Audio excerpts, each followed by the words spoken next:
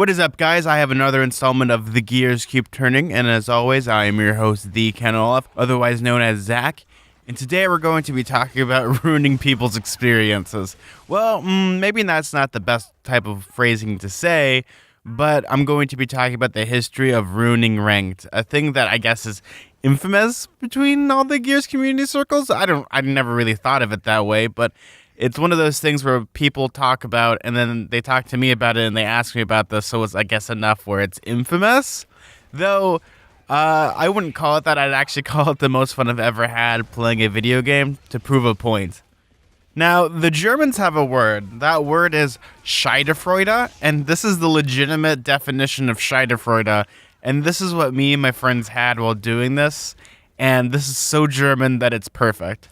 Schadenfreude is the experience, joy, or pleasure, or self-satisfaction that comes from learning or witnessing the troubles, failures, or humiliation of another person.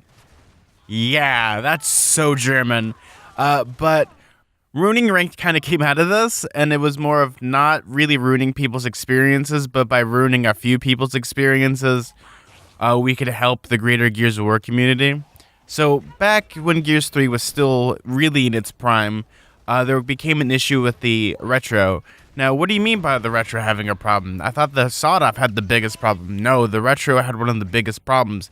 See, the gun could actually down people in several shots. I think it was 4 or 5. I can't remember the exact number right now off the top of my head.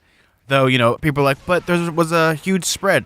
No, if you single-fired the gun, the first bullet from that spread would always fire straight.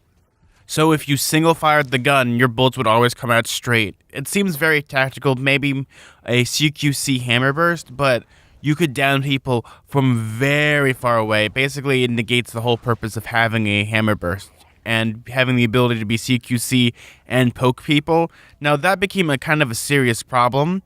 My friend Nash has actually discovered all this stuff. Actually, we're watching a lot of the ruining ranked videos. He gave me permission to use these videos, so check out Nash. He's an amazing guy, and I love him. But this became an issue, and Nash is our friend, kind of brought it up to the devs, and they thought we were crazy. In this video, I'm not going to be talking about names because, it's a many-year issue, but it's one of those things where you don't have to bring up the people, so we'll name them A and B, because one of them still works for Epic, the other one does not, and I just want to be kind of courteous about that.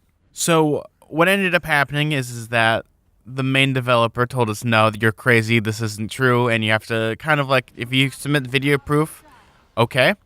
Nash is dead, as Nash has always did, and the person still didn't believe us, and this kind of rounded in subject number B. Actually, let's have Joe and Bob. So Bob didn't believe us to the point of where it's just you're crazy, only skilled people can do this, you're a really skilled player, Nash's, you can do this, and they really exploit the system. People started doing this a lot more, so we had to prove a point. And that point was, okay, we're going to have a 5-player team. All of us are going to use retros and nothing else. Maybe we'll have sawed-offs in our back to prove that, Cliffy's theory of, let's not date the game, but we want you to marry it by bridging the gap between, casual and people that are experienced by, having weapons that are very, easy to use, very simple. Pretty much you pick them up and you can kill people. But in a game where you can truly break the game by having that experience, you can pretty much be an experienced player with these weapons and completely dominate, rather than being in the norm of just having a Lancer Nasher combo, or really even being tactical. So the people that we had on our team was obviously Nash's, Biscuit Dough, Squirrel 147, Tau Devil, and me. At the time I was called Chairman Suda. Long story short, I'm the Ken Olaf now. For some reason I still like titles. So we started to go into lobbies and we started to kick butt. So we would get into lobbies, and we would just use nothing but the retro. We'd pick up power weapons, just so they don't get them. And to prove the point that even with power weapons, you can defeat this combo by basically having a pocket power weapon on your back at any given time. So we started doing videos where, we weren't really we were still playing normally, but we're still using the retro, and I guess that wasn't getting the point across to Bob. And Joe over there was just maybe not. We needed to prove our point more, and good old-fashioned Bob was okay, so what I want you guys to do to really prove this point to us, we want you to pretty much, use nothing but a retro. You can't pick up power weapons because you were using power weapons and you were getting kills with said power weapons. You can't do that anymore. So okay, we'll prove that point. So we started playing matches where we used nothing but cover and the retro, and we would still win. We'd actually like sometimes wipe teams out without even losing a single person on our team. It was even funnier because we would actually let them get the power weapons, the enemies, and we'd still be able to dominate them. And we were getting to the point of where people were like loading into matches and they were just like, they would see that we all had like Retro Master or whatever retro emblem we had, and they would just quit out. They would take them the match penalty. And it got to the point of where we would just get messages and people were avoiding us because, we were just trying to prove a point here that you could easily exploit the game in this way and just have like a simple fix, which, really that simple fix was we just wanted more randomization to the retro spread, which we got in Gears Judgment and in Gears 4. Like, Gears 4 retro was completely reworked and it's a perfect gun now. But in Gears 3, you have to keep in mind the gun was new. It had a lot of problems with it. You could still, like, poke and stab people. Or, you retro charge them, you poke them, and then you can just, like, melee them or shoot them down. That was a huge issue. And it was one of those weird, like, pissing contests where, we were just trying to prove a point, but we weren't trying to hurt people's experiences. And it's the needs of the many outweigh the needs of the few, as Mr. Spock used to say. But it was one of the most fun times I've ever had playing gaming because we were trying to prove this point. We were young and stupid, and we were doing things that were, I guess, because we had already cheesed the game a little bit, but we wanted to cheese it a little more and find different ways to play. Like, some of the fondest memories I've ever had were playing Stay Frosty in Gears 3 and ruining Ranked because it was, you were really using teamwork in a different aspect because you were giving yourself so many disadvantages, and the payoff of, winning games where they weren't even close calls was insane, and it really, like, opened my eyes to, the correspondence between, developers and the community. Now, that is a completely different topic that we won't get into because, the creators have a vision, and the people playing the game have a much different vision of kind of like what they want to play and kind of like what they think is fair, almost like armchair game designing. Same as with, armchair game playing. But that's a completely different topic because there's some type of disconnect in the communication, or, these people know really the game system and the engine while, we just know how to play it, and we're pretty much the fruits of our labors for them are kind of like our discontent. And it's one of those fun, wacky things that it's, you could talk about and dispute and talk about and dispute, but the most fun I ever had was playing Ruining Rank. There were so many great masters we have. Actually, we're watching right now. And, it really goes to show that a game can evolve and really, like, step up its game and really, really change over the course of 2 games, like Gears Judgment and then Gears 4 with having the retro. I think they actually took the retro out of the beta for Gears 4. They wanted to really, really rework it before they did it. I'm sure there was, like, a post-it note that said, please do not use the retro. Because Nash's will use it, or we will use it, the South Park squad would use it. Was it a form of bullying? No, I don't really think so. I think it was just like, you issued us this challenge and we're gonna, bring you back the dragon's head. Because it was a very Herculean task and it was really hard to do. But even when we got our point across, we didn't really get much out of it. And it brought my friends closer together just because, we were young and stupid and we wanted to prove a point.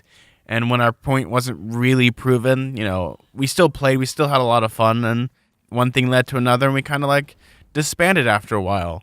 Because, we all had our separate loves and separate lives, and, I would never give like a second away from those friends. Like, for me, my greatest memories were hanging out with these people, even though I had really not known them. I've only met 2 of them in my life, but, they were pretty much like family, and being able to do this and really, maybe it's like a blessing that, like, Joe and Bob were pretty much like kind of salty about this, because for me, it brought us closer together because we became like this well-oiled machine.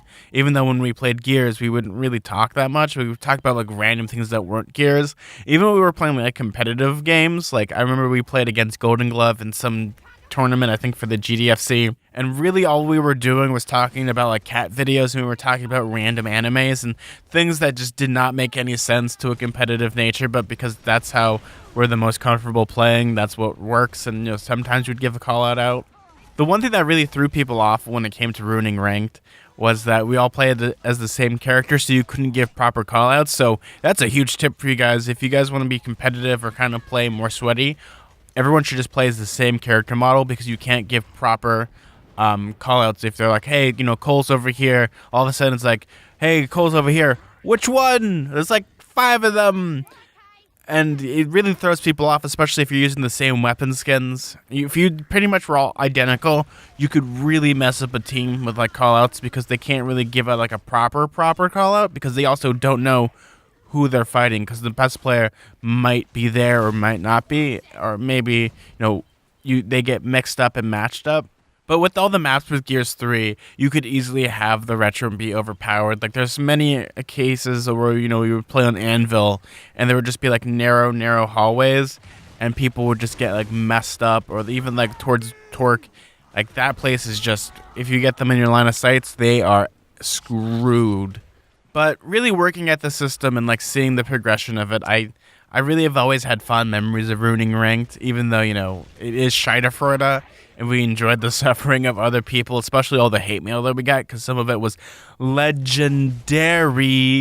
And what I mean by that is we would get, like, paragraphs of voice messages. We would get things that were just, like, really just Xbox Live abuse.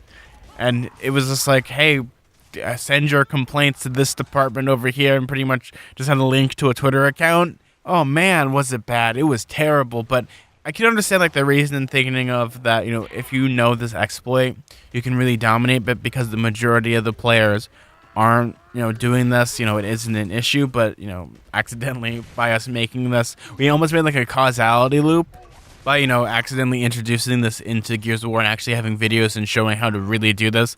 We actually increased the amount of people doing the retro thing, so maybe that might have been a reason for the rework in Judgment in Gears 4. That's almost like wishful narcissism almost. Like, oh yeah, we caused something and then something else happened because of that. But, as time went by, it became to the point of where even I think about it right now, it's like, do we really need to prove a point? Gears 3 was Gears 3 and it wasn't really going to change because we had all its title updates and nothing was really going to change all that much. But I look back at it now almost as nostalgic, and I watch these videos and I'm remembering conversations from however long ago these were, like probably 6 years ago. And I kind of get like a little emotional, like thinking about it, because these are my friends. This is where I was in my point of my life where, I thought I had all the answers, but I didn't. And my answers were using a retro to prove a point to a bunch of developers that may or may not have cared. And that's okay. I'm totally fine with that, because in the end, we all had a chuckle. I remember actually meeting one of them at an event and talking about it. And, they weren't salty about it. It was just one of those things where it just became funny. So, we all made up. We all had a lot of fun. And that's how the story goes. There's not always necessarily a happy ending to a story about ruining ranked. But at least in the end, we had a lot of fun, a lot of laughs. It made a lot of people angry, which, is Scheidefreude. And I just want to say thank you guys for listening to this episode. Kind of me going back to memory lane. I know this is more of like a weird, rambly episode, but I just wanted to talk about it because I was able to get permission, because I had to actually contact Nash's for this, and it was really weird because we hadn't talked for a while. So it's one of those things where I just love being able to reconnect with people through the show and really like ask permission and really just be like, hey, let's hang out. We are going to hang out.